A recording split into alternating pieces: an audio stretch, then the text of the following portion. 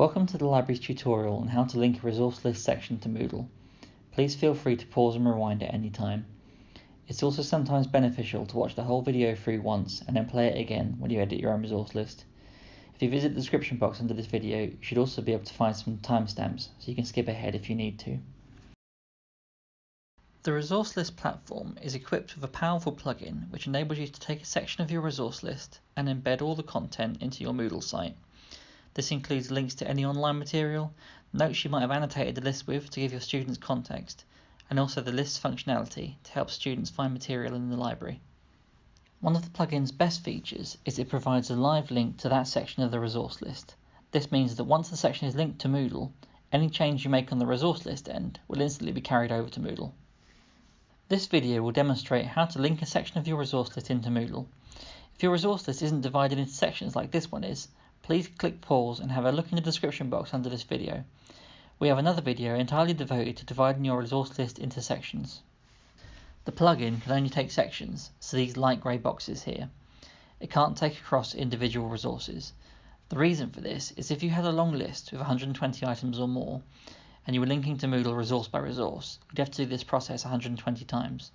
If you divide your list into 10 sections to match the 10 weeks of that term, you only have to link those 10 sections, carrying the 120 items into Moodle with them. This not only saves you a lot of time, but it helps your students know what they have to read each week of term.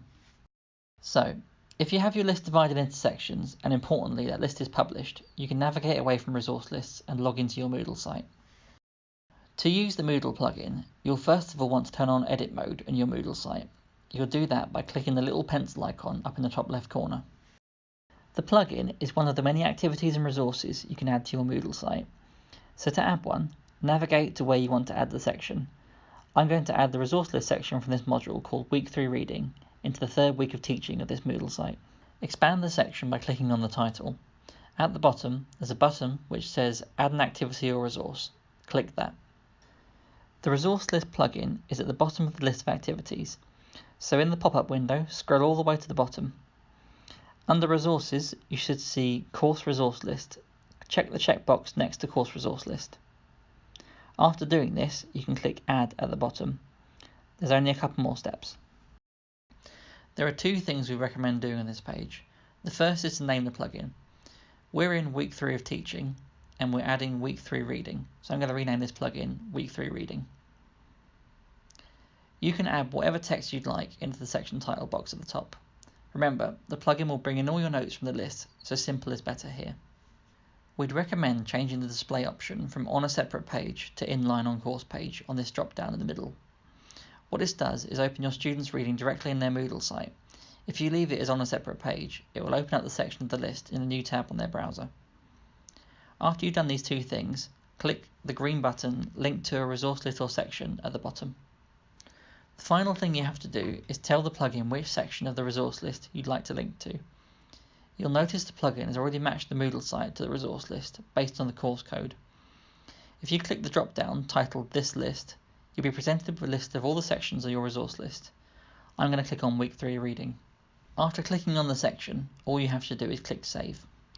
If we click back on the module title at the top and scroll back down to Week 3, you'll see the new plugin. If you click on the title you entered, in this case Week 3 Reading, the section will open up.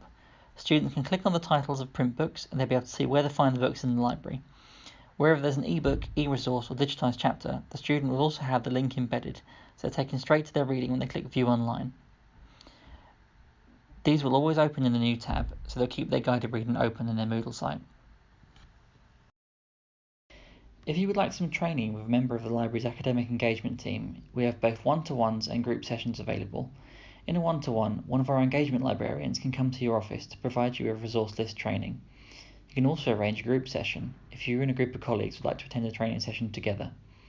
If you click Help and Support at the top of any page on resource lists, you can also find more videos for editing your list. We've also delivered each tutorial in PDF and Word document format if you prefer to print them off and learn that way.